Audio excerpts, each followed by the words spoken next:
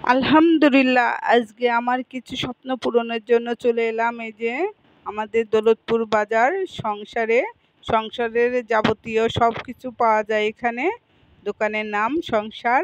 এখানে একদরের দোকান। এখানে ভালো মানের জিনিস পাওয়া যায়। আমি যা কিছুই কেনাকাটা করি না কেন, আমি এখান থেকে কেনাকাটা করি। আর মেয়েদের অনেক স্বপ্ন থাকে, অনেক সংসার সাজানো, কি দিয়ে সংসার সাজাবো, কোনটা হলে ভালো হয়, এইগুলো কি তো মেয়েদের স্বপ্ন। আমারও অনেক কিছু কেনাকাটার স্বপ্ন, অনেক কিছু আছে, তারপরেও আরও কিছু কেনাকাটার স্বপ্ন। এগুলো কেনাকাটা নিয়ে চলে আসলাম, বাসায় চলে আসলাম। ওরাই বাসায় পৌঁছে দিল। প্রায় 14,000 টাকার, 14,500 টাকার জিনিস কিনে নিয়ে আসলাম। বাসায় আসলে তো হাজবেন্ড খুব রাগ, এত টাকার মাস কাবারে এত টাকা খরচ করে ফেললে কি করবানে। আমি বললাম এই টাকাগুলো তো আমি আস্তে আস্তে করে গুছাইছি সংসারের খরচ থেকে।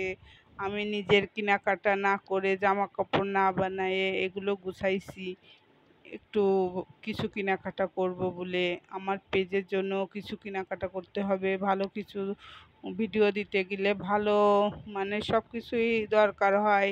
একটা কড়াই যদি কালো কড়াই বা খারাপ কড়াই থাকে, সবাই কমেন্ট করে, সবাই বলে যে এরকম কড়াইতে কেন রান্না করো। এজন্য ভালো জিনিস যদি না দিই তাহলে কমেন্ট করবে, সবাই বলবে। এই জন্য আমিও এই যে কেনাকাটা করলাম। ভাবছিলাম যে যতদিন না আর্নিং আসবে ততদিন কিছু কেনাকাটা করব না, কিন্তু না, এগুলো না কিনলে হবে না, নিজেরও কিছু কাজে লাগে। আর এদিকে পেজের জন্যও ভালো হয়। এই জন্য একটা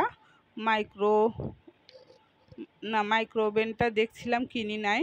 এই যে চামচ কিনছিলাম 6টা, কাঁটার চামচ 6টা, সিমাই খাওয়ার চামচ 700 টাকা নিয়েছিল।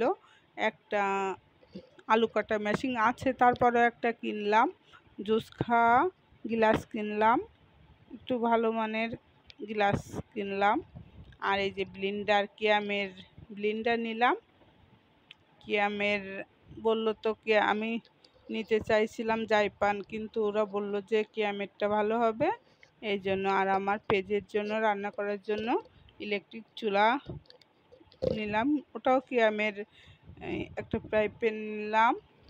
আর একটা এদিকে একটা পাপোশ নিলাম।